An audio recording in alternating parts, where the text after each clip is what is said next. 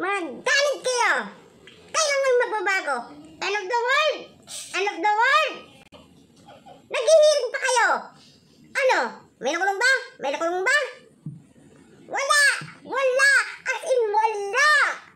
Napapagod na ako sa inyo kahihiring niyo. Wala naman nangyayari. Ano? Gusto niyo magwala ako? Sayang ang oras! Time is gone!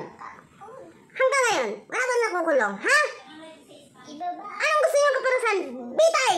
Bitay sa mga korupsyon na nangyari dito sa Pilipinas! Ganun na nakakapagod na! Anong gusto niyo? Magwala ako? Magwala ako? Ako! Wala akong pagpudlat! Ha? Nagtitiis ako!